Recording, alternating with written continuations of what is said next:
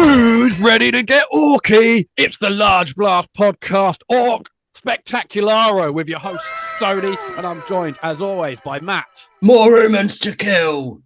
And Welshie. Come on, you gits. And before we get teeth deep into some squig lore, get things going with, like we usually do, with a bit of hobbies goings on, where we have a chat to the hosts and see what's goings on in their hobby lives. So, who wants to go first? Matt, what have you been up to? I've started getting stuck into my Imperial Guard pile of shame. So getting stuck into the challenge that I set myself. There's a picture on Instagram for those of you that want to see it. But Matt, for the listeners only, just run through your list of what you're going to complete in the next month. I've got 2 Baneblades. I have a Basilisk, 3 Ogrins, a Catachan character, a 10-man Cadian unit, another 10-man Metal Cadian unit, 2 Catachan Jungle Fighters to go with the character, a 10-man Decor of Krieg squad. I'm sure there's something else. Oh, there's a Psyker from the Blackstone Fortress set. I think that's it. I hope that's it. Yeah. That still sounds like quite a big pile. It is. Like 20 days of the month left, something like that. Yeah. But I'm getting stuck in. Check out the Instagram for updates. Matt's gonna send me weekly updates at least for the channel. So if you're listening, follow it on the Instagram as well. And I'm sure he'll be updating his stories on Rule Bretonia as well. Yeah, I've got a unit of 3 las cannon heavy weapon teams. Oh, and 8 stormtroopers. And if the new release box arrives before the end of November, does that get counted?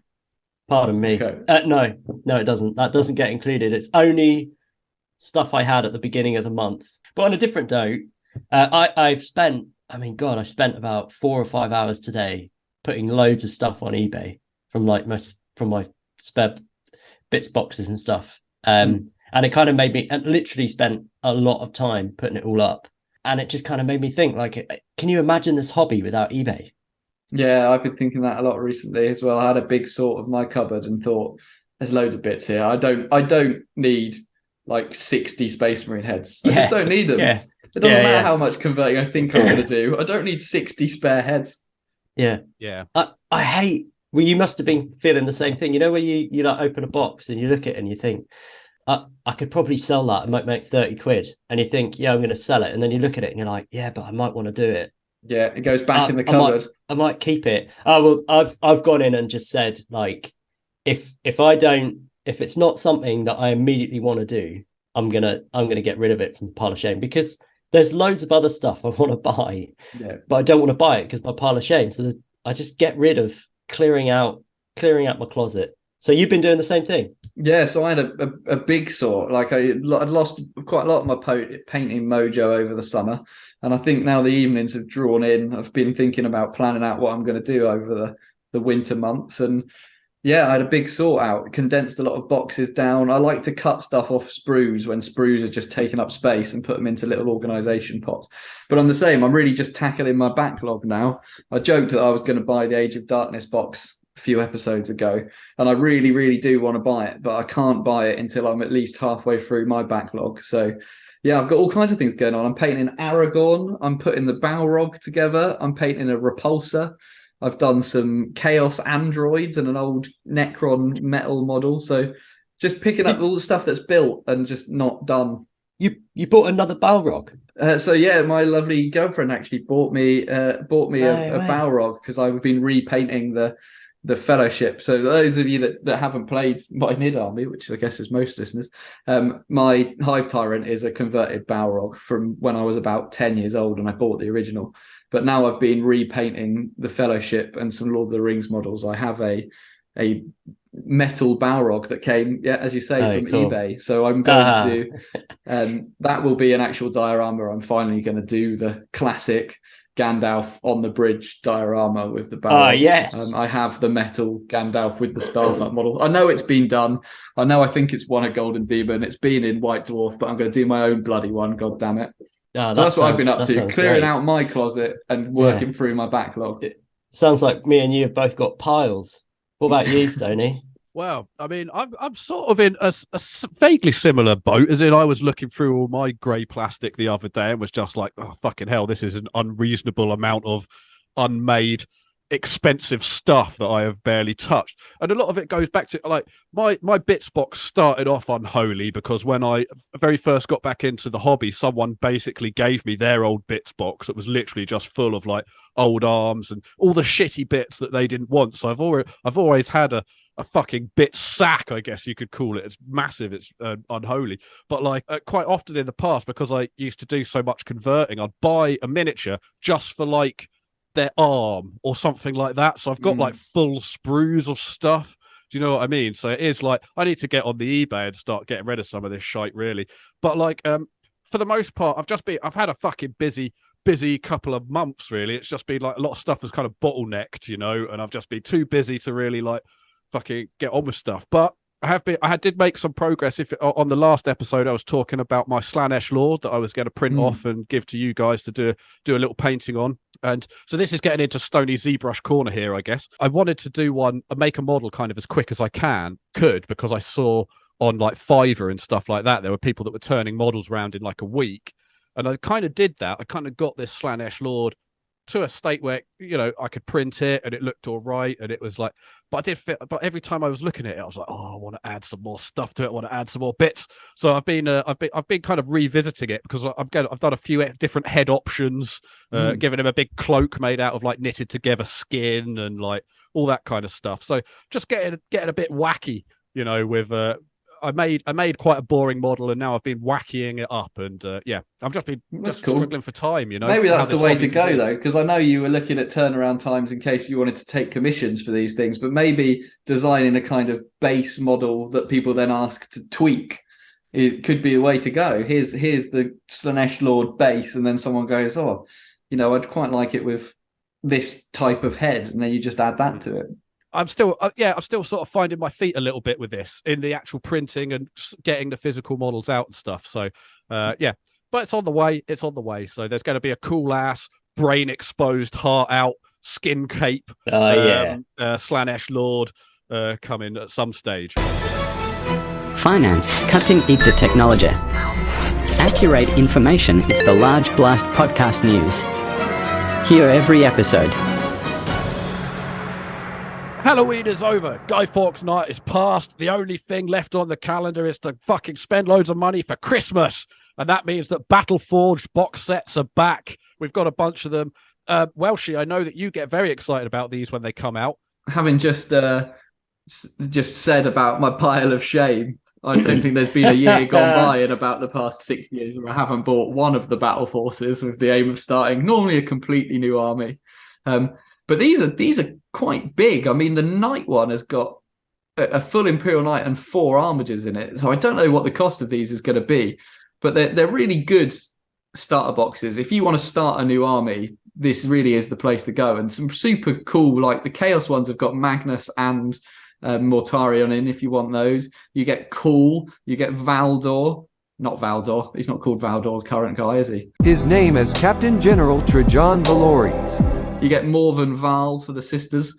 It's a real, like, I've never seen them before with the kind of supreme leaders in the box set with the models. I think it's quite a cool way to start an army rather than just buying like 6 different units, you know? What's in the Raven Guard one? Well, that's the other exciting thing about this year's Battle Force releases. Strike. Is that they've also brought out faction specific or chapter specific Space Marine ones, which has literally never happened. I don't remember ever seeing a box that was there was an Imperial Guard one at one point. Imperial Fist, sorry. Yeah so and but normally there's a Space Marine box that's Ultramarines, right? And this looks like the start of chapter specific Battle Force box that's tailored towards the playstyle of the army. So the Raven Guard one has got 2 of the like dreadnoughts without very much armor, the Invicta war suits, and then a load of Phobos Marines, you know, like the stealth Marines. And then the Imperial Fist one has got loads of the heavy armor, grav armor, heavy troops. And then both of them, Raven Guard's got Shrike and the other one's got Garridan, Tor Garridan. So I think that's quite cool. I think these battle forces, if you're up for starting a new army, I think these are all really good, and I think it's cool that they're actually doing some box sets that are chapter specific, and I got really excited when I saw Raven Guard on the front of a box, because I've literally never seen that before as a Raven Guard player, and it was just cool. I'm not going to get it because I already have all the stuff, but it's a cool box. I was so I remember the Imperial Fist one before, and it comes with a sprue of shoulder pads, I think, or it used to, the old one, and transfers for the Imperial Fist. So I imagine there'll be transfers for the Raven Guard, but the Raven Guard, it really caught my eye because it's really unusual to see the Raven Guard. Yeah, I know they've done. Orkz is coming back. You heard it here first. Yeah, well, when they previewed them, I've never got one of these, but every year I think I either get in too late and they've all sold out, or I think actually they are very good value. I remember your Tyrannid one, that you got was really good value.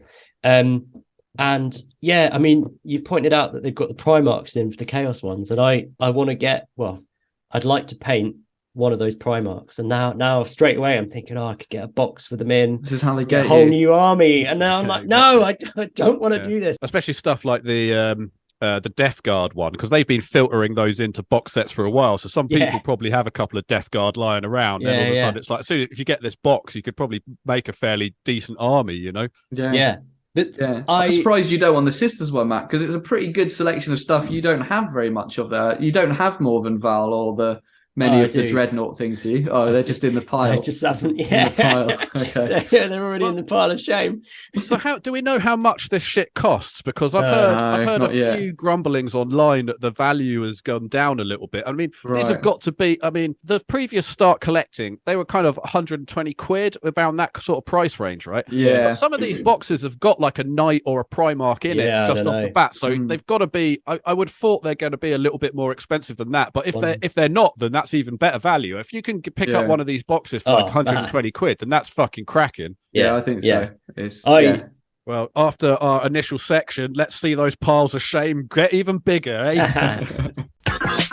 Konnichiwa, Japanese listeners. Prepare to get yourself down to the Warhammer Cafe in Tokyo, because apparently that's a thing now. Yeah, I liked it. So I went to London the other day. I think it was on the Instagram. I went to the London Games Workshop and I walked in, the one in Tottenham Court Road, and they had Forge World models on sale in the shop. It's the only place I thought outside of Warhammer World, and I think is correct, the only place outside of Warhammer World in Britain where you can buy Forge World over the counter. And a few years ago, they opened the place in the States where you can buy Forge World. I can't remember what it's called. It's called the Tower or something. And they've been pushing Warhammer in Tokyo, in Japan, for years now with the Space Marine Heroes, really trying to get off the ground. And they've just opened the first place in Japan where you can buy Forge World over the counter and go in and have like a Games Workshop branded coffee. They're doing a pistachio latte, the Wrath of Caliban. It's even got a little raven wing symbol dusted on it in cocoa. And I thought, if there are any Japanese listeners to the podcast, they must be well excited by this, because I bloody would be if I lived in Tokyo and I could go and buy Forge World over the counter. Or a pistachio latte. Yeah, I'm just really into pistachio lattes. But fair play. Yeah. If you're in Japan, get into Warhammer. Oh, this is great news, though. I mean, this is good news. This is...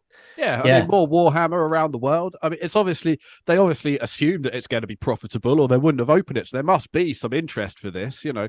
Yeah. But it must be kind of, you know, obviously we are in the home of Warhammer. We're a British podcast. It's always not that far away from us. It's fairly on our doorstep. But I can imagine that if this must be a bit like the dark old days of when they first opened that first big Games Workshop in Nottingham, and all the geeks collected around there like a big stinky cathedral. And now all of a sudden, if you're a big stinky geek in Japan, there's a place for you too. Get down there, stink it out together. Do it. All those pistachio latte farts filling up a room. So the new guard stuff is hitting the table. It's looking bigger. They've changed the scale. I know that much, but it's looking different. It's gonna be cool. It's a range that's been crying out for an update for a long time, and all of a sudden we've got some rules as well. So, what do we think about some of these new rules? Are the Guard finally going to be a competitive army? Are they going to be on the table cleaning out folks, or are they still going to be kind of low-tier army? What do we think, having a look at some of these new rules? I think if the Codex Creep of the Past has anything to go by, the lovely continually more balanced game, they say, is going to be a little bit destroyed by some of these models. But it'll get sorted in a month's time. Maybe wait a few weeks before you buy everything. But the rules changes are cool. I think the guard are certainly getting a boost. Let's just say that. I really like the idea of that rocket launcher. Matt, I know you love the new artillery pieces, but the Malleus rocket launcher, heavy D6 plus 6 shots. That's a good number of shots for some artillery, right? That is, yeah. The increase, the heavy las cannon, the strength 10, that's cool. Oh, the bombast, indirect line of fire. What have you had before that's indirect? The Medusa. And the Basilisk. We had quite, and we had mortars. We've got mortar teams, yeah. So these are like mortars that are actually going to kill Primaris Marines, right? Because they're damaged too. Looking at some of these new Sentinel rules, and obviously they've got the Rough Riders coming back, it looks like Guard is finally going to have some fast attack choices as well, which is pretty welcome. Yeah, a 3-inch increase. That's good. Yeah, and the toughness, strength toughness going up to 6 is only going to help the extra wound there on the Sentinels. It just seems to have got a little bit tougher across the board, which is what you want. I am getting excited about the tank improvement. So Baneblades now going to go up to a 2+ armor save. The battle cannons are going up in effectiveness. So the Baneblades going to be good. The Lehman Russes are keeping their 2-up save, and the new Rogel Dawn tank looks pretty tasty with a slightly higher toughness and strength. So that's good, and a higher leadership, which I can't understand, but hey. I love the fact that they've kept the crazy range on the that really made Imperial me smile. Guard on the Imperial Guard weapons. So it's a 90-inch range. 90-inch range, which is far in excess. So the 72-inch, the battle cannon was on a 6x4. 72-inch is corner to corner, isn't it? So it could shoot the entire board. But now on the smaller board that you play on, it's only 60 inches long. The 90-inch you can shoot people playing different games down your wargaming club. The other thing I liked was if you want to know our thoughts on the model, jump onto our YouTube channel for Lord Solar Leontus. But he had a really cool rule, which was like a game mechanic that once you've seen your opponent's secondary objectives, you can change one of yours if you're fielding him. Excellent. Which is a really cool. It's really good. Rolling in my 6-4. So you think you know orcs? Wrong, sucker! You probably think orcs are any green sucker with a chopper, but how wrong you are. No. Cause what if you'd found out at the end of your Emperor-induced killing spree that you'd actually killed the Teenage Mutant Ninja Turtles? No! Those heavily armed green bastards fight on the side of humanity, and you just gunned them down like a dickhead. Tosser. So in this episode of Large Blast Podcast Orc Spectaculara, we're gonna teach you the differences between orcs and other green-ass mutants that you might find around. For instance, Kermit the Frog, not an orc. Piccolo from Dragon Ball Z, not an orc. And that handsome bastard Shrek, not an orc, but you can kill him anyway. So tune in to this, the Orc Spectacularo Large Blast Podcast Edition. Orcs. They're toothy, they're green, they're big and muscly, and they don't give a shit. And we're going to find out about them today. So Welshie, do you want to kick us off with a little bit about, like, where do these orcs even come from? I mean, what are they doing in space, these big green balls of fungus? Wow, that's all I've got to say to that. That's what they're doing in space, but we'll come back to that. That's the most middle-class orc I've ever heard. Yeah, I know. Sorry, I'll put my cup of tea down. I'm actually a weird boy. Yeah, it's a bit of a contentious matter in 40k lore, really, where they come from. And I think the real answer is no one really knows for definite within the lore. There's been some retconning and stuff, but the general consensus seems to be that the orcs of 40k that we know and love devolved from the Krork, who were a much far superior orc race designed by who the orcs refer to as the Brain Boys, but who we would know as the Old Ones.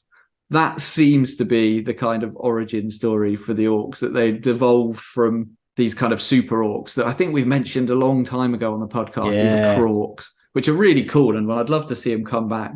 It's kind of super orcs. But yeah, kind of invented by the Old Ones. One of the races invented by the Old Ones that are essentially made from fungus. I did see some reference to I think some stuff that's definitely been retconned, because it's the only place I've ever read it was on one particular fan site.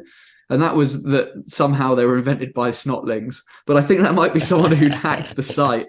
It's very difficult research in Orkz because the Orc community seem to hack their own lore and add crazy stuff. So, yeah, I reckon that's the kind of evolution in 40k. But before we get on to the kind of various factions of Orcs, Stoney, I know you were kind of thinking, where did Orcs come from in terms of real life literature? Because, they're not something that have existed forever. Well, it's kind of interesting that you talked about devolution there, Welshie, because that's kind of been a cornerstone to what an orc is throughout literature and stuff, because they sort of started off, the term orc or orcus or orca or something was kind of like a fairy or a pixie or like a woodland kind of weird spirit type thing in the old days. And a lot of the time those kind of definitions come from like a misunderstanding of like someone that's different. Like people think like, elves might have been just a bunch of people with sickle cell that in the medieval times they just left them in the woods to kind of like fend for themselves because they didn't want to. Vampires with porphyria. Exactly, like people didn't understand shit, so they thought like this, that, and the other, and they pass it around. Legend grows through Chinese whispers, right? And people hear, there's this kind of stuff, but it was a fairly ill-defined kind of thing until obviously Tolkien was the main guy to kind of flesh out the orcs. The idea we have of an orc is a narrative that Tolkien has very much put in place and really fleshed it out.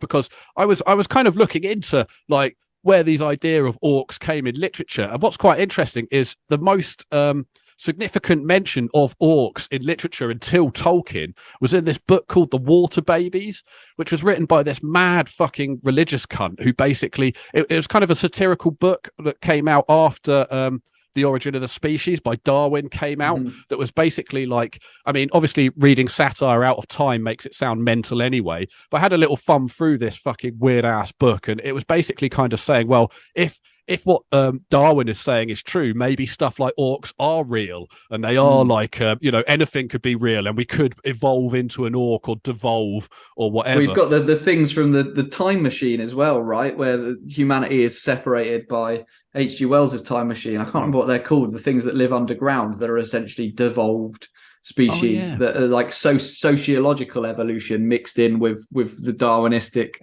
themes as well. Yeah, but it was really like, I guess that the kind of what we think of as orcs today really kind of randomly started with Darwin, because it was people kind of thinking, what could humans be that aren't humans, and then Tolkien took a lot of this lore and really shaped it into, like, I feel like most people would know what an orc is if you said, what is an orc, and really we have Tolkien to thank for that. So it's just kind of interesting to see where they spelled it wrong though, didn't he? Spelled it with a C. Yeah. We all know it's spelled with a K these days. So and a Z on the end. It was my understanding anyway that Tolkien really, he kind of believed that a devolution, like that the people he was writing about could have existed in the ancient lands.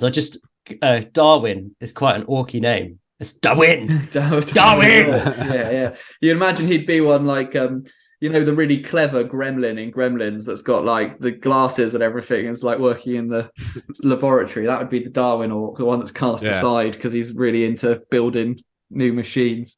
Yeah. I feel like if you took Gremlins out of Gremlins and just replaced them with orcs, the film would still work just as well. It's basically the same thing. Yeah. But I'd also say, if we were on the Tolkien thing with orcs, the Uruk Hai and Uruk as a kind of sound and the orcish language, it obviously has real life links, which we don't need to go into. But Uruk is in loads of like 40k orc names and that kind of thing as well. That kind of just the sounds and the way they express themselves, I think, reaches into it. There was like some god of the underworld or something called Orc or something as well back in the old days, but also orc or like orchid or something like that, like the Latin term sort of means, it either means testicle or awkward. So like depending on how it's used. So orcs are essentially awkward testicles when you think about it. So. Babies that are born without fully formed testicles, the condition's called crypto-orchidism. There you go, you see. There you are.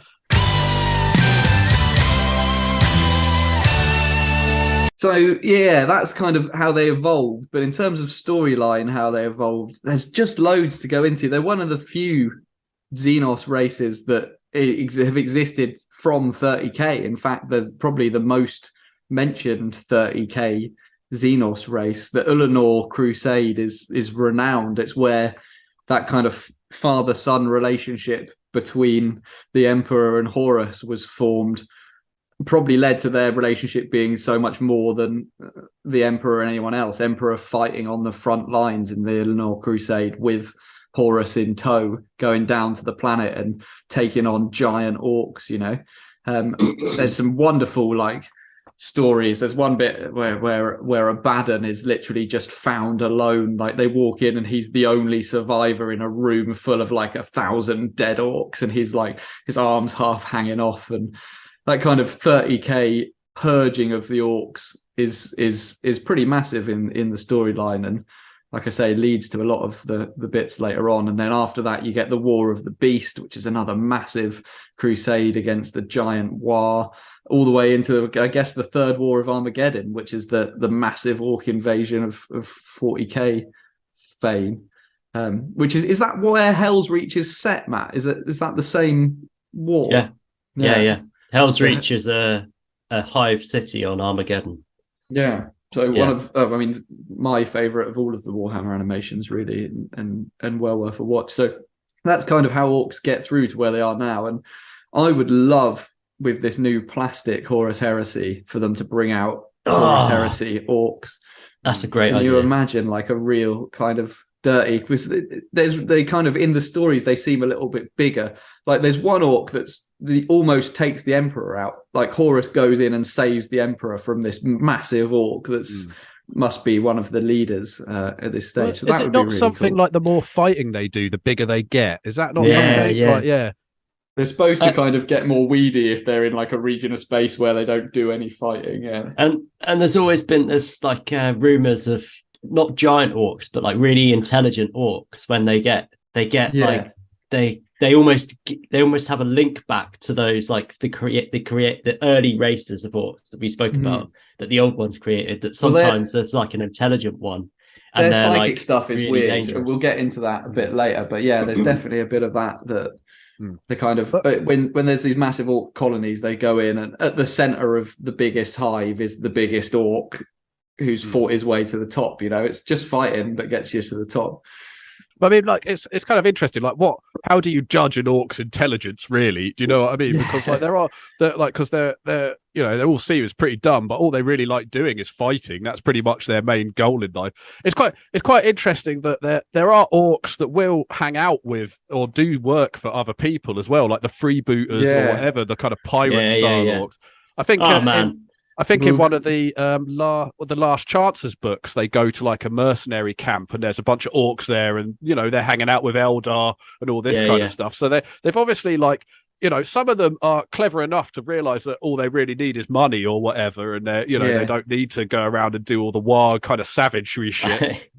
Well, I think there is certainly variation, isn't there, within their hierarchy. So the main kind of hierarchy of an orc war or an orc region or war band is that there's the war boss at the top, the big boy, Gazgol, for instance, is the most famous of them. And then below them, the kind of in the hierarchy, are the odd boys, which is what they call the ones, like you say, Stoney, that have a bit of an interest in something else. So the odd boys are the mech boys, which Matt's going to go into in a minute. The pain boys, who are the doctor fellas. You've got the weird boys, who are the orc psychers, which I'll dive into. And then the runt herds, who are the slave drivers that look after all the snotlings and the Gretchen. And then below the odd boys, you've got the knobs. And then you've got the boys. And then below them, the Gretchen and the snotlings. So there is this kind of hierarchy that's based on fightiness, but there is this kind of sub-level. They're middle management odd boys that give space for ones with strange interests to kind of raise up the ranks. Do we have models for odd boys, or are they literally behind the scenes? Yeah, well, there's models for the mech boys, there's models for pain boys. Oh, okay, and they all fall under the odd boy models. Banner. That's it. Yeah, they're all types of odd boys because they're into something that isn't just fighting. That's just why they're odd because they do something else. So yeah, I think there's one for all of them, and they're probably all my favorite models. I think when we did favorite ever 40k model, I think I picked the Orc Pain Boy, the one that's like looking up at his like syringe pain claw. I really love that, and the Pain Boy on the bike. I could talk for ages about Orc models, but Matt, you've done loads of research on the odd boys, in particular the mech boys, as our Orc tech expert. So yeah, but before I get too techie, I just we mentioned the freebooters, and like they are the best Xenos race for wearing the pirate hats. I mean, it's like classic. Absolutely. There's no mention of cigars or tobacco in any other part of 40k, but somehow they're always chomping on a stogie. Yeah. It's great. It's great. And I mentioned the intelligent orcs, and I don't know whether he was one, but the War of the Beast, which is in like M32, so 2,000 years after the Horus Heresy, was like a massive. It's where Vulcan finally gets taken out over Armageddon, I think. The Beast was the leader of that war. He was one of the most powerful orc war bosses to ever lived. In 544 M32, he united much of the orc race and nearly succeeded in conquering the galaxy. His war was the largest the galaxy's ever seen, rampaged across the Imperium, eclipsing even the one Horus defeated during the Ulanor Crusade. Going back to the intelligence, like if he was big and intelligent, then that's quite a frightening threat to humanity. So are they in some ways? I mean, everyone talks about chaos being mankind's eldest foe, but it's maybe the orcs. You know what I mean? Like, I remember in the old rule books and stuff for sure. Yeah. In all the old rule books, it always like that you'd have the bit of the rule book that would introduce the races. I remember the orc one would always say like, if they united, they'd be able to wipe out everything else in the galaxy, but they can't unite. They just can't get it together. Yeah. So I don't know if it still says that now, but yeah, there was always that kind of underlining threat to them, that they're not just dumb, that they are actually, there's so many of them. Do you think it's in the orcs' interest to actually conquer the galaxy? Because they're not really home builders, are they? They like fighting. They like, they just turn on each other. They would turn on each other. Yeah. Well, apart from having really intelligent big beasties, they also need to rely on some form of technology to rule the galaxy. Orc technology appears ramshackled and slapped together. It is really as potent as any weapons from supposed intelligent species use. And the orc technology is characterized by a constant stream of poorly thought out experimentation and attempts to constantly outdo the competition to build the biggest gun and the largest and the fastest war buggy. It's all a competition really with the orcs, isn't it? Like everything they do, bigger is better. And in many cases, it only really works because they think it can work. And this ties in with their kind of latent psychic powers, potentially the way that it's manifestation. They're like kings of manifestation. They believe it, so they will makes it happen. Yeah, because I think there's even some parts, isn't there, where people talk about trying to backwards engineer orc technology, and they find out it's all just held together with spit and yoo-hoo or something. Yeah. I mean, as well for us as people that play the game or collect the models, that kind of gives you an kind of infinite variety. It gives you carte blanche to make anything. Like, they're such a great customization army.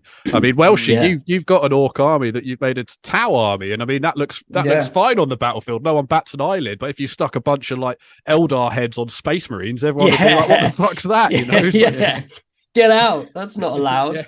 That Tau Orc army was great fun, just because the sizing was so difficult that the only Tau that you have to get to the broadside, which is the really big battle suit, before an orc head looks like it's the right size. So all of my Pathfinders are Gretchen, essentially. If you haven't seen that army, I'll put a picture up on Instagram. But yeah, the only size comparison I could get was putting Pathfinder heads on Gretchen, because Tau are so weedy and they suck ass. But so why we say that they're kind of, it can look ramshackled, and as you say, Stony, it can, when you reverse engineer it, it's just full of rubbish. They do actually have mechanics and engineers, and these guys are called mech boys, and they're also known as the mechanic, or mostly just called the mech. Boiler boy is what feral orc tribes might call them. Yeah, boiler boy. The mech is a type of odd boy who builds all the weapons, vehicles, and the advanced technology that the greenskins need. They're, so for people like the speed freaks, the orc speed freaks who have all the war bikes and stuff, they're going to be very important. So in some societies, they're more important than in other orc societies. Let's not forget. I mean, when we mentioned the speed freaks, we've got to say that again, orc technology, they paint it red and it makes it go faster. Yes. Right? That's the whole thing, is right. Paint it red, and it does make it go faster. Exactly. It does go faster, because they believe it does. Do you boys know your other orc colours while we're on manifested colour? I believe Yellow. I do. My very first. I don't know if I've talked to you guys about this, but my very first army was orcs. Mine too. Third edition. Well, yellow is wealth, isn't it? It's about being rich. Rich ones, yeah. I don't know. What's blue? Is blue luck? Blue is luck. Yeah, the luck hits. Okay. Black is tough, which is why the Goths are the black ones. Okay. Right. Toughness. And then red is obviously speed and going fast. Yellow is also explosions. Apparently, if you paint things yellow, they explode better. And then the weird one that I came across, and I didn't know this one until I was researching for this, was that purple is sneaky. So if you're painted purple, you can be sneaky. Yeah, the command. And all of it works because they believe it, which is wonderful. Yeah. That is. I mean, do you think if orcs have this power of just kind of manifesting stuff? Do you think if they were if they were the Eldar and they had this power, then that would be super scary, right? The mechs become like a bit of a they're a bit of a leader by themselves, so they get a bit of a following, and if they get a really big following, they become a big mech. So he's like big boss, super inventor. Of course, some of the war gear, which I'll go into in a bit, is some of it can be as dangerous to the user as it can to the enemy, and it can also be pretty weak and ineffective randomly, or it can be really super powered. And the mechs have their own lingo, so they have their own kind of words for stuff. And an example that I liked was gajillion, which is a common unit of measure, approximately equal to lots. Yeah. So they have a gazillion bullets. That was in the second edition Orc Codex. One of my favorite things that I always remember is they had the Orc counting system in there, and it was no way. It was 1, 2, 3, 4, 5 lots. That was it. Yeah. Oh man, that's so good. But just before we stop talking about mechs, something that I didn't know of was that there's actually famous mechs. Although maybe this rings a bell, but there's one famous mech that caught my eye because he's called Mech Boss Orkimedes. And Orkimedes is a mysterious mech boss that serves the infamous Gazgul on his Great War. So he's like Gazgul's right-hand orc. And his handiwork is reported many times during the invasions of Armageddon. So a lot of this is going to link back to Ulanor, Armageddon. And so it's the combination of his technical brilliance and Gazgul's visionary strategies that gave them the effectiveness that they had. But one of Orkimedes' specialities is teleporter strikes. So that was something that he uses in the third war for Armageddon, I think it is. I love a teleporter, especially when you're in game. You can teleport a Gorkanaut, the massive thing, just into your opponent's face. It's just so silly. Oh my god, wonderful. Jeff! I know you're going to be listening to this episode. I mean, we've spoken about remembering games of Warhammer when something specific happens.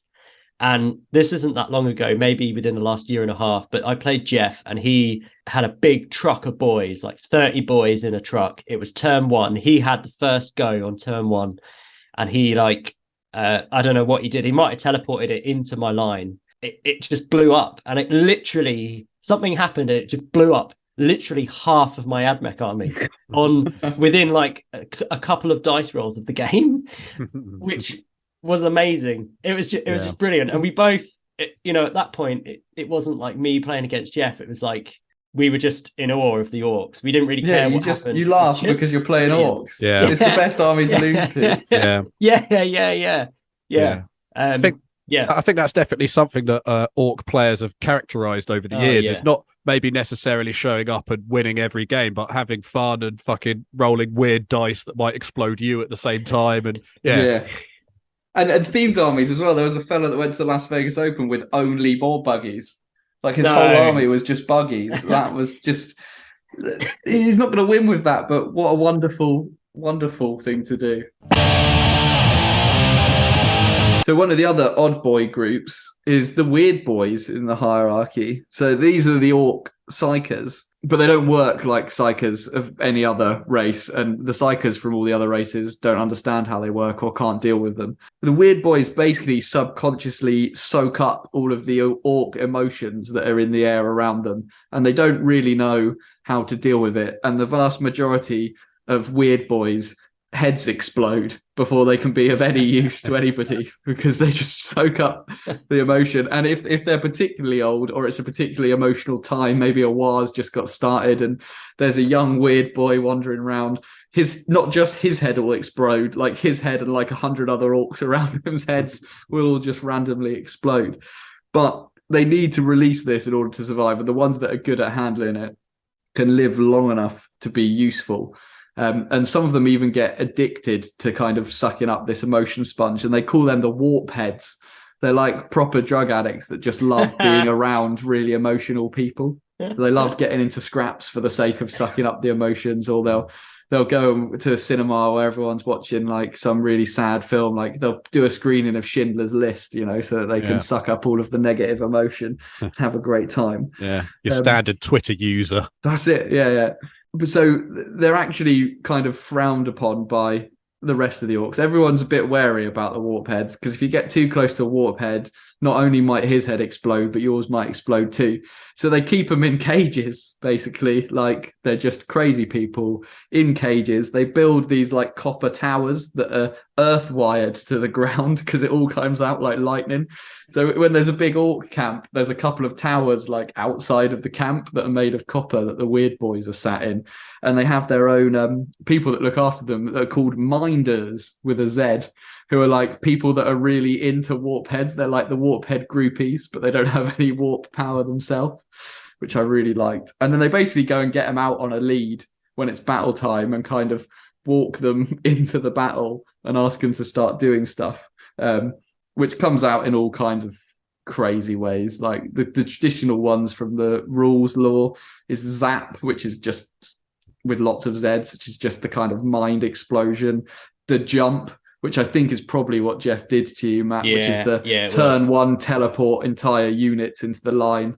And there, as we said with the colours, what they want just kind of happens. So if there's a weird boy on the back of your motorbike and he wants to get there faster than anyone else, the motorbike will just disappear and then appear again, like it at the front line immediately, because it's what he wanted to happen. So they have this. But it made me think of something that I don't think has ever been in 40k, but really should be, and is in Warhammer Fantasy in terms of psychic powers. And that's the Foot of Gork. Do you remember the Foot of Gork psychic power, where you got a template that was a foot? There was a foot template, landed on it was like their god, Gork, or one of their two gods, Gork and Mork, was stomping on the opponent, and anyone under the foot-shaped template in Warhammer Fantasy got smashed by this psychic power. But it came up when I was reading the 40k stuff, because there was a special weird boy called Zag Daka, who was known as the Prophet of Mork. Mork's the cunning one, Gork's the brutal one. And he basically was able to lead an entire war because he was clever. He wasn't very good at fighting, but he could subdue the Orcs' energies around him so they didn't start fighting each other. So he made this massive war by stopping infighting within his ranks. And that made them get, this huge war. And he was really, really good with that. And he had he was known for doing something called the Foot of Gork, and it's the only time I've seen it referenced in like 40k. The other thing I saw was a power called the Zogwort Special, which was a weird boy called Zogwort invented it, and that's when you focus so much on somebody that they turn into a squig, So yeah, turning enemies into squigs, zapping them, jumping through space and time. Weird boys, kept in copper cages until you need them, and then in a pinch good. they do exactly what you need them to do. So is it the weird boys, are they getting their is it like warp, or is it specifically coming from Gork and Mork, their powers, or is it just emotion and stuff kind of more manifest in real life rather than in the warp, you know? The way I read it is like, you know, when they talk about the warp, that like the warp is like reflections of the emotion in reality. It's like these guys are soaking up, and then the kind of warp entities eat that. It's like these are the warp entities of reality, the weird boys. They're like sucking up the real emotion that's kind of in the air around them.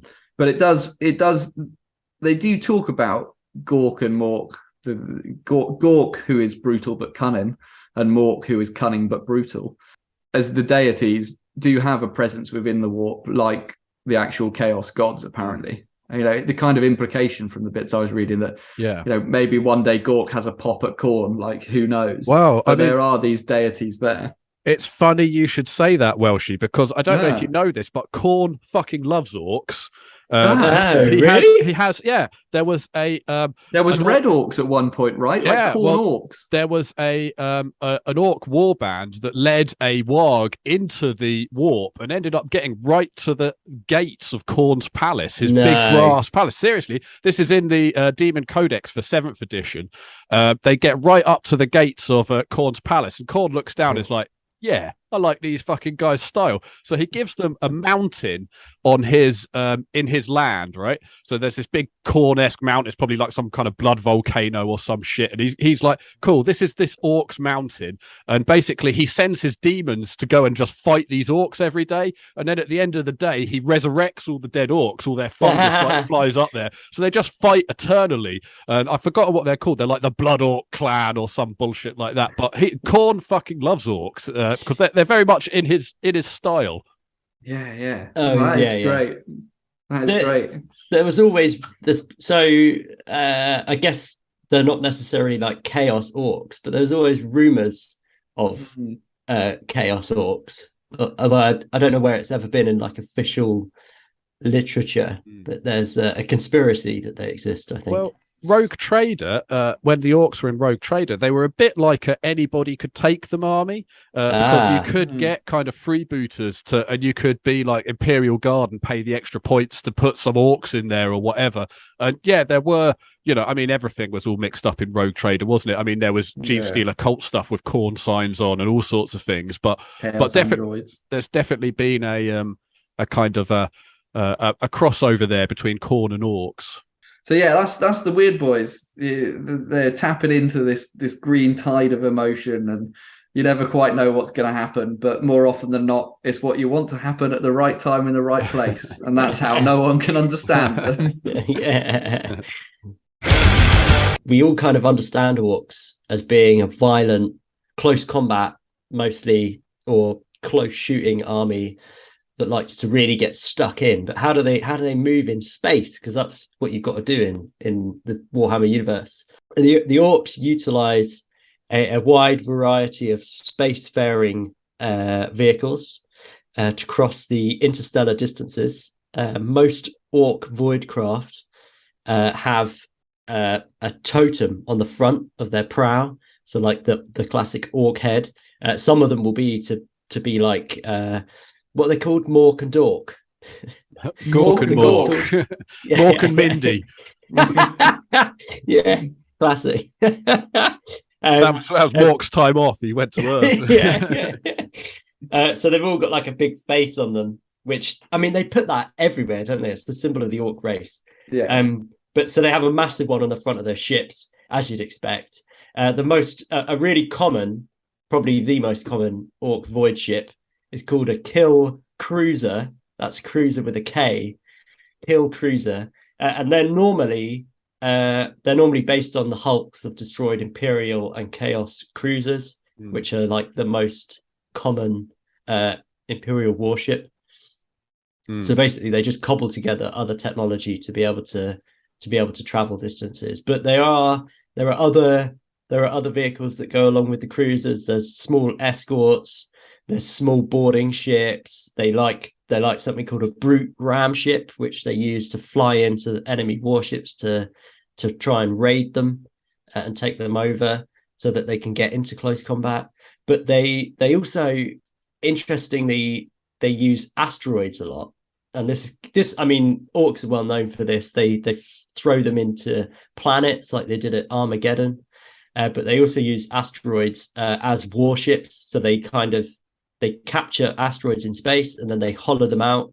They add a fuckload of engines and they add basically as many guns on as they can fit on. And obviously, as we've said, the mech boys make that work because it should do.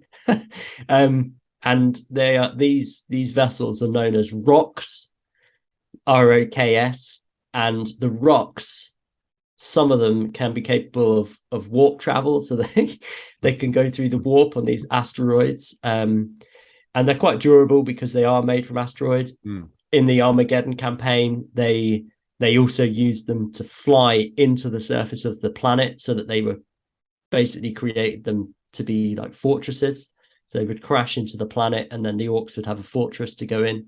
Didn't matter that millions of Orkz died in the process of that. There's always millions more. So they were quite good for Ghazghkull's success on the planet. But the final spaceship that I wanted to talk about is the Space Hulk, which, as you can imagine, is a perfect Orky environment. A Space Hulk being a kind of a naturally occurring ramshackled pile of old space debris and old warships and any kind of spaceships. But they're really big because of that. So the Titanic amalgamations are perfect for Orkz, not least because they're normally already moving in space and they can move into warp space. So Space Hulks can be seen flying through the warp. So if Orkz get in, they'll take over that Space Hulk, and basically they'll just end up wherever they end up and just start fighting wherever they end up. So the Space Hulk will just exit the warp wherever the tides and the eddies allow it to exit, and the Orkz are just going to fight anything and everything that they often appear in a battle, right? Because that's what all the Orkz on board want. All the Orkz if they haven't found a battle, everyone Ork on board starts thinking about being in a battle, and the whole Space Ork disappears and then reappears in the middle of a battle, which I think I mentioned in the space travel episode, but it's worth saying again. This happened once to the Iron Warriors, where a massive Ork Space Hulk appeared so close to a planet that the planet crust started melting and shattering. Oh yeah, you because did. The Orks wanted to just arrive so close to them. It's quite funny that the Ork naming conventions are so similar to drum and bass DJs, where you can change a C for a K and stick a Z in where you like, and that kind of makes it cooler. But it's also quite funny about what you were talking about with these rock spaceships, because I don't know if you know this, but like Orkz do an obscene amount of mining, and quite a lot of the mining that takes place is done by digger knobs, which are basically captured humans. I don't know if you've heard about this.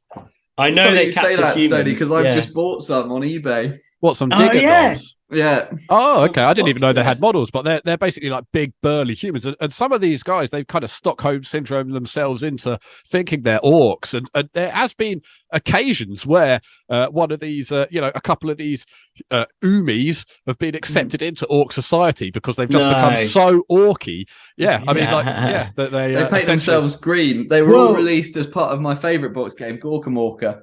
So all of the Digger Knob models, there was the Digger Knob expansion to Gorkamorka, where they got bought in for that game. Yeah.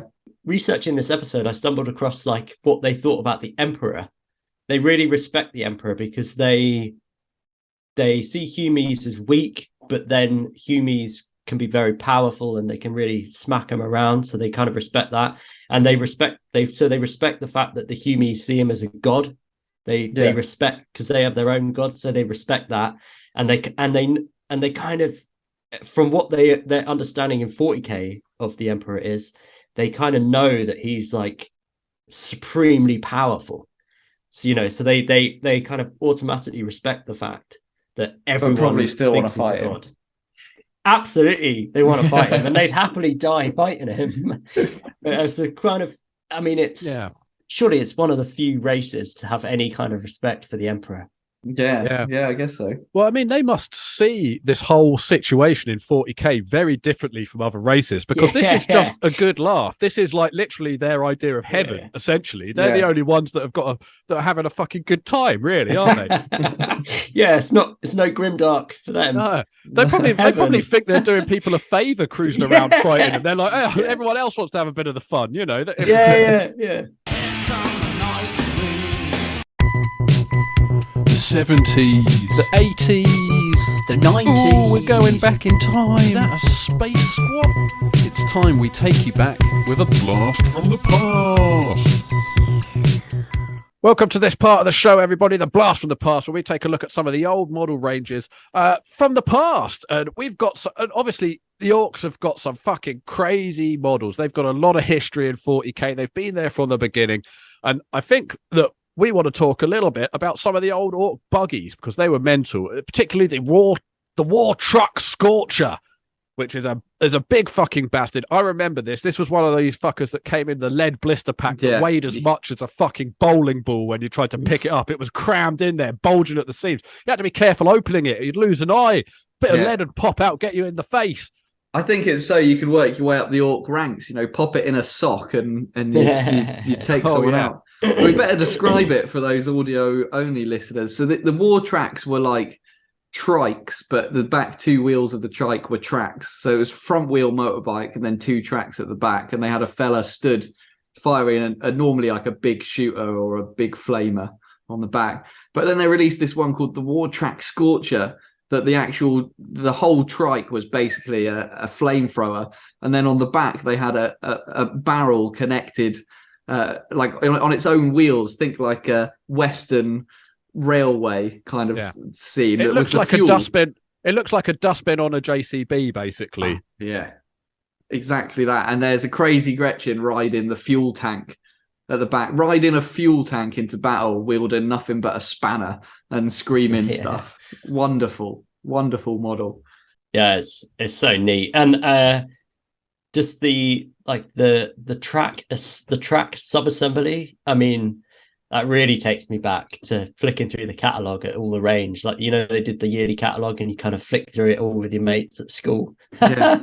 That's what we did. And I don't know why looking at a random bit of an Ork vehicle takes me back, but it really a lot of parts, especially on these older vehicles for like Orks and stuff, a lot of these parts were used in several different versions of the same thing. So these big trucks on the back were very it's party in the front, the motorbike handles got like the all Orks ride chopper style as well, like high handlebars, you know, and then a fucking JCB on the back, and like, you know, the wheels on the fucking fuel tank thing look like they're from a horse and carriage, so who knows what these, and they used to fall off constantly.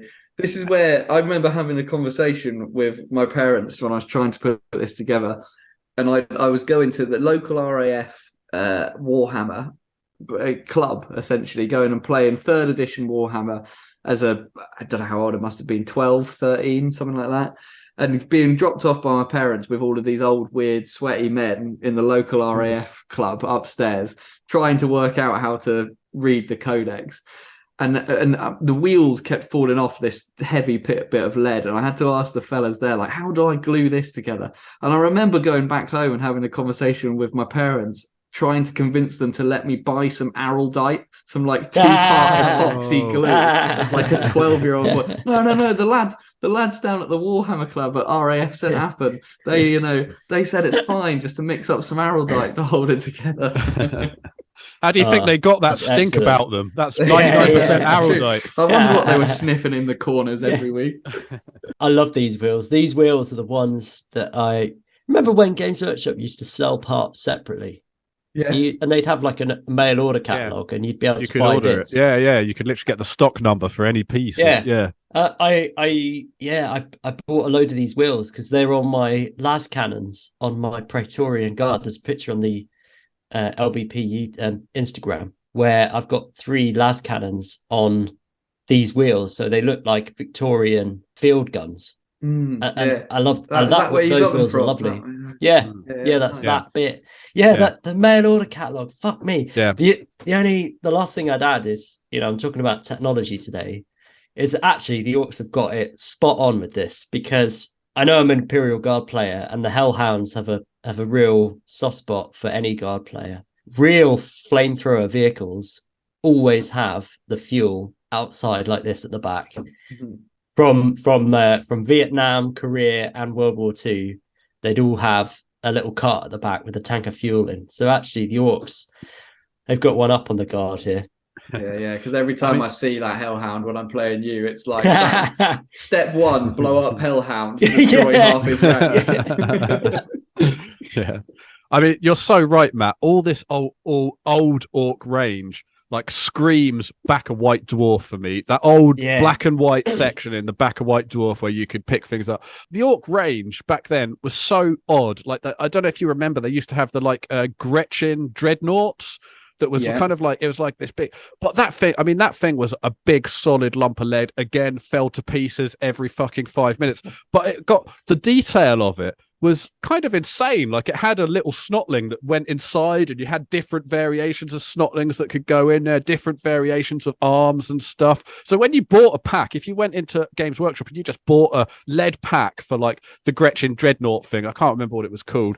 Like, it's what became Killer Cans, I guess. But like back in the old days, you never knew what fucking parts were in that box. Like, it could be anything. It's just they literally just like right arm, and they just like put their hand into a box that says right arm, and just throw one in. Left arm, same thing. You're so right. I'm gonna, when we finish recording, I'm gonna go on eBay and buy the cheapest blister pack I can find, because there's just something about the blister packs. But I remember they'd have blister packs for anything, and there'd be random models in there. Yeah, like a regiment of 20 models, and you never knew. And sometimes the stuff would be behind the foam inside. So you've been trying to what's in there? What's in it? What am I buying? Do you remember when it moved on a bit more and there was the coding? So it was like buying Hallmark cards where you had to look at the letter coding. The letter on the blister pack corresponded. And the code fucking hell, the so there were different racks of different prices. I just get a charge. This Blast from the Past, we salute you, old Back of White Dwarf magazines.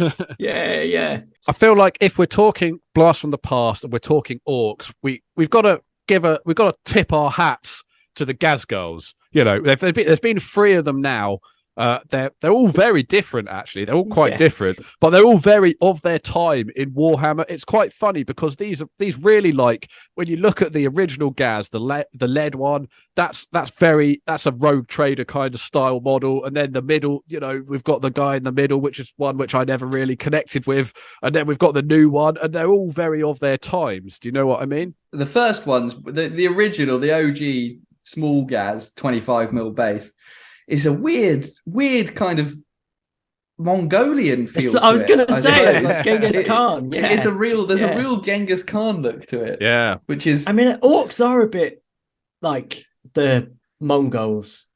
You know, they're rampaging, marauders, fast. Like destroy everything. Don't want to settle in anywhere. Don't want to absorb any culture. They just want to destroy everything. It's very funny, that original one, but I fell in love with the metal Gazgul that was for he either came out in second or third and lasted all the way to 8th. So you know, I've got him. He's in my shelf. I've stripped him and repainted him from when I was a kid, and I absolutely love that model. Just the claw is just so Robot Wars.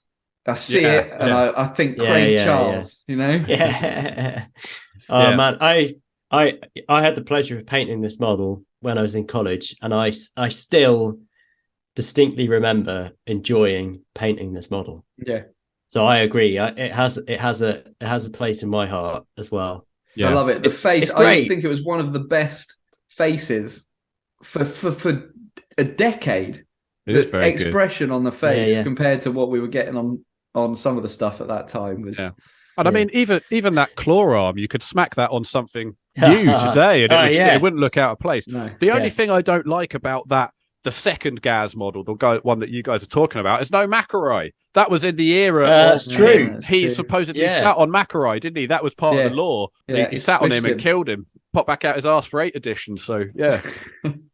And the 8th one is, stunning model, really. We weren't doing model spotlights at the time that came out, but if it would have been an S, I think we could all agree. Oh, it's great. And what's crazy about that Gazgol model as well, it's got 2 poses. It's a mono pose thing, but it comes so you can change it, can't you? You can put, which they haven't really done. I can't think of another Games Workshop model that comes with 2 poses. Can you? No, not if it's massively. There's quite a few that have alternate parts, like the Slanesh demon sexy lady prince thing, where you can have different wings and stuff. But it's a kind of a repose, isn't it? Yeah, you can put him on. So he's either putting his weight on his front leg or his back leg, and kind of change the scenery around. I thought that's really clever. That is really clever. I have to be honest.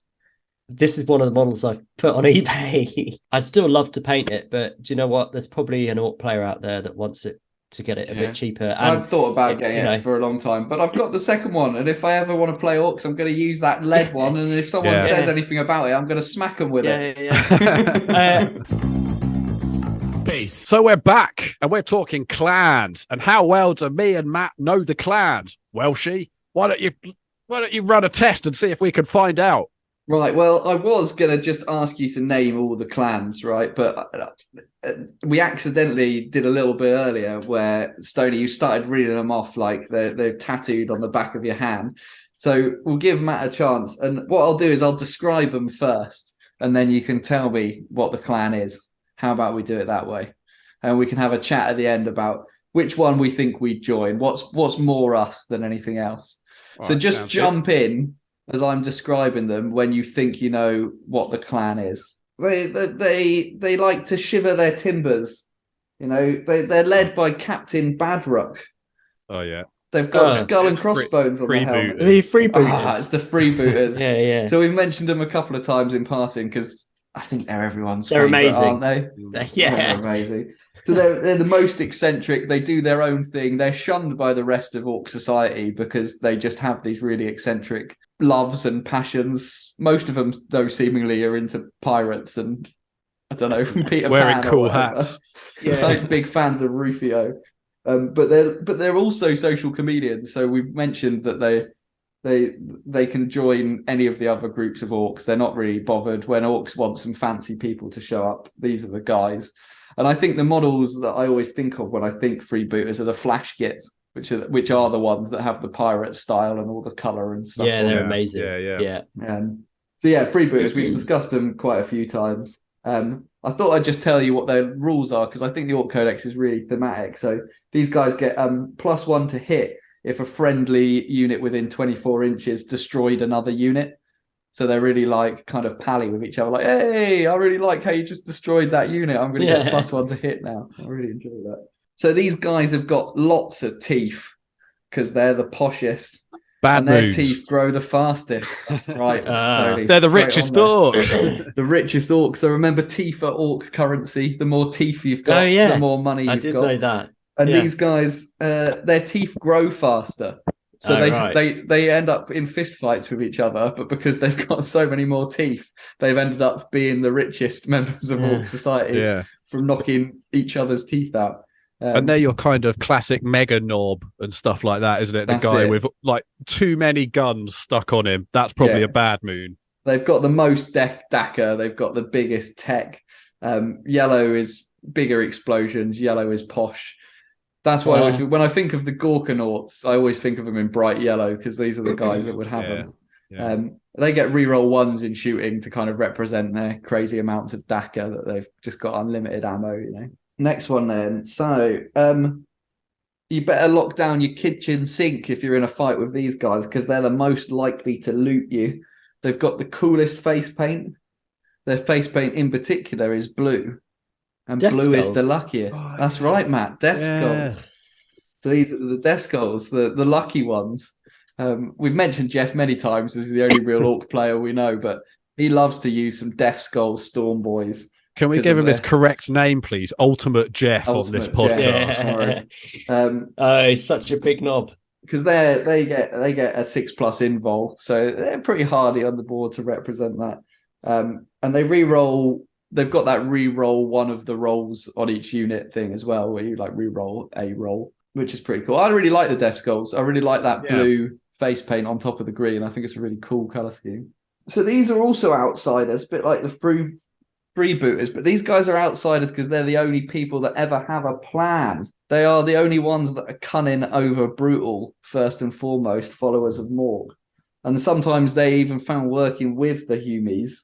Boss Snickrot and his commandos are their main fella. Snake bites? Commandos, but no, Not the snake bites. No. These are the blood axes. Right. The blood axes. They are weird because there's a passage in the Orc Codex describing a conversation where one essentially says to a war boss, have you ever thought about outflanking? Have you thought about like attacking them from the sides rather than just face on? And he gets pummeled to death immediately, suggesting such a thing. So that's really cool. They can fall back, shoot, and charge, and they get cover over 18 inches. Oh, nice. So they have some fun rules that go with that. So next one then.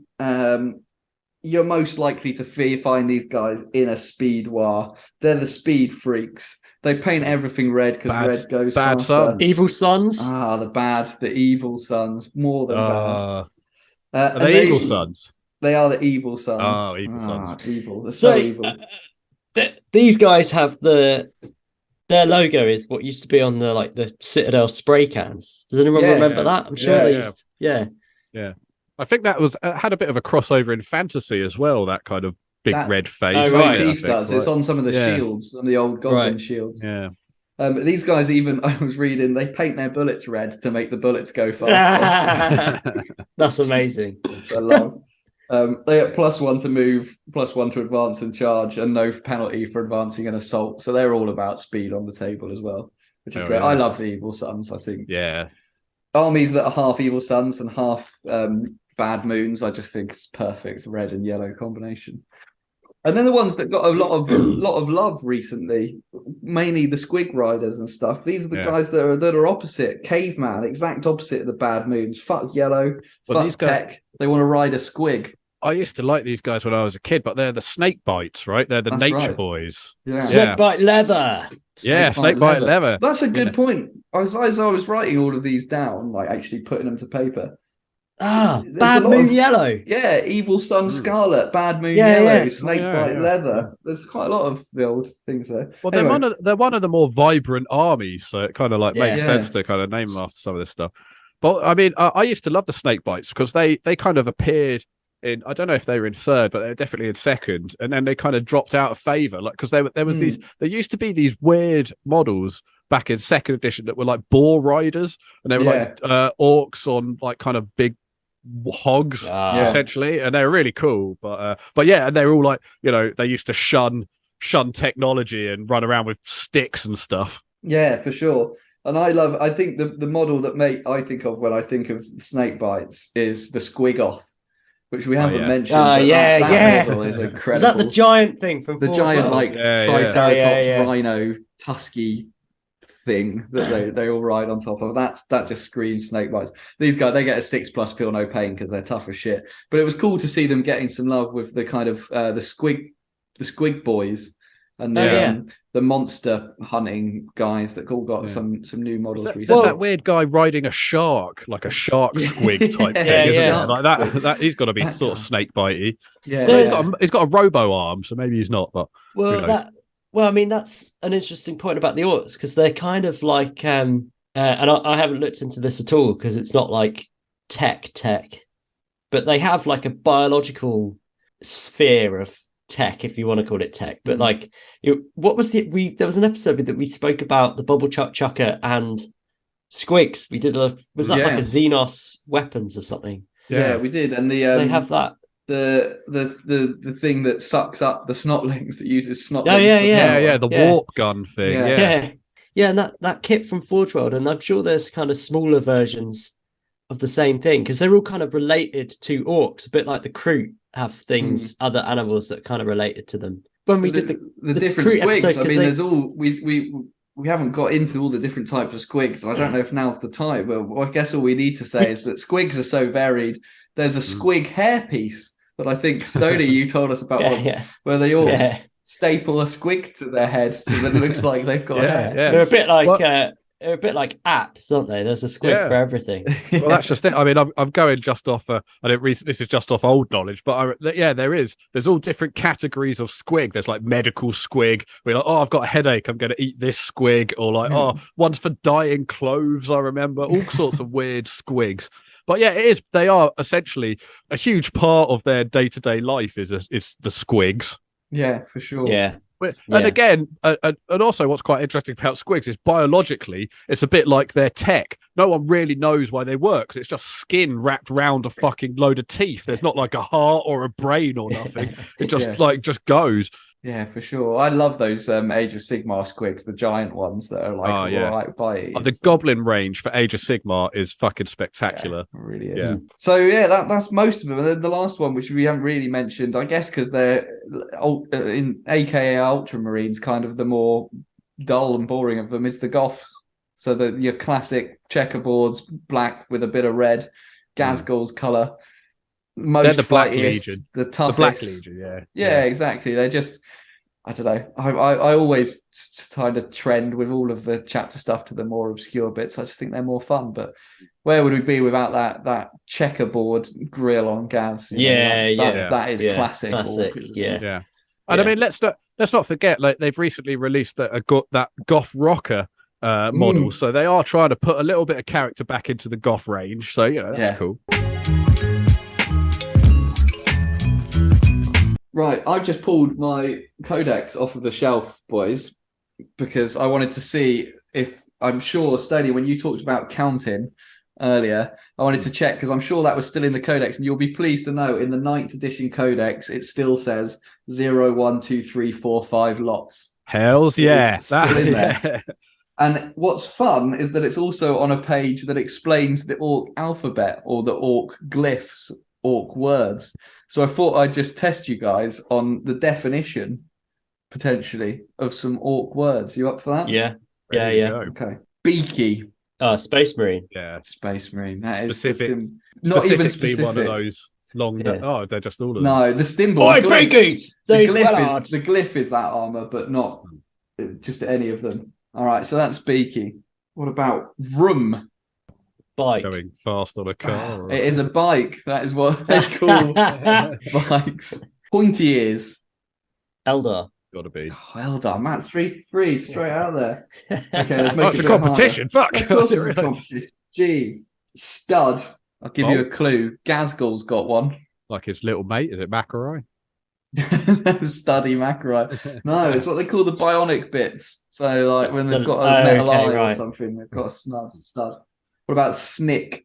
Does that do with sneaking or something? No, that is execution, cutting, killing, slaying. Last one there. What about zog? Speed? Is that like a swear word? Like it is, slowly. Yeah, it means like fuck off, essentially. Zog off. Zog off. Get out of here. Zog off. There you are. There's a whole double-page spread there on all glyphs. If you're a player.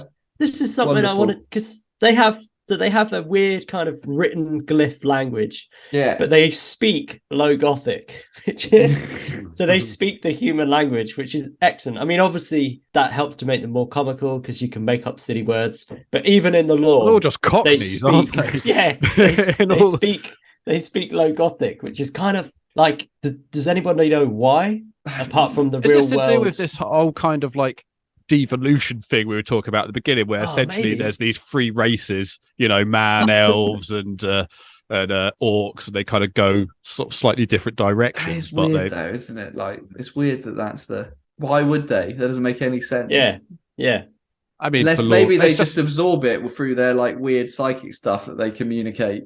I mean, and also just it helps add to the comicness of their army. If you can't understand what they're saying and what they're saying is funny. Then, I guess that's something we haven't really touched upon, is that they are the last. Well, I don't know if they're the last. They've continued and maintained to be the note of humor and fun in what can sometimes be a horribly grim dark universe that we love.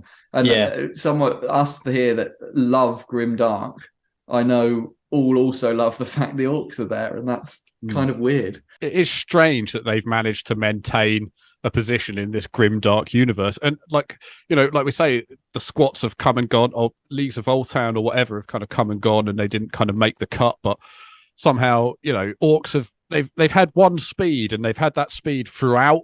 A lot of the Space Marines, Eldar, they've kind of veered this way and that, and their laws kind of been buffered and changed a little bit here and there. But orcs have always just been, space cockneys that love fighting, essentially. Yeah, exactly. Well, I love them. Long may they stand. And one day I'll go back and make a new orc army. And not use them as fucking towel. Yeah. So there we have it, ladies and gentlemen, the LBP Orc Spectacular, and I hope you've learned something just like I have. I've learned that orcs aren't all savage brutes in the midst of space.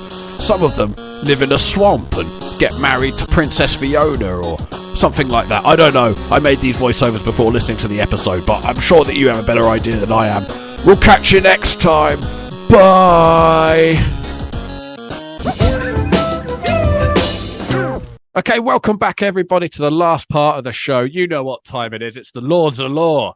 And this time, I've been out trying to get myself a 40k sugar daddy.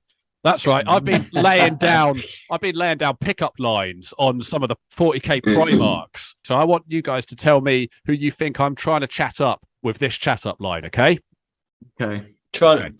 Who you're chatting up? What Primarch? What Primarch am I chatting up with these words, okay? And I'm going to do first come, first serve, because some of these are fairly obvious, all right?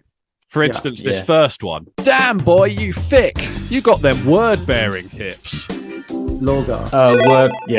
Lorgar, there you go. That's the first one. So that's the kind of caliber we're looking at here, right? All right. Oh, that's beautiful. I enjoyed that. Don't tell the Emperor, but I'm a foolin' for you. Fulgrim. Lion. Welshie. Oh, no, yeah. Hell yeah. Looking for head. Ferris Manus. Welshie. Free. Get in there. God. S&M might give me a hard on, but hateful. No. All right. S&M might give me a hard on, but hate fucking gives me a Angeron. That's right. Hey, is that an enchanted demon sword in your pocket, or are you just pleased to see me? Fulgrim, Matt, coming back in, 2 for free. Have we met for real, or is this just one of your dreams come true? What did you say, Welsh? I said Alfarius. No, not Alfarius. Sanguinius, Welshie. Back in. Yes. Okay. That's good. I'm hard as a sledgehammer if you're looking to get some iron within. Who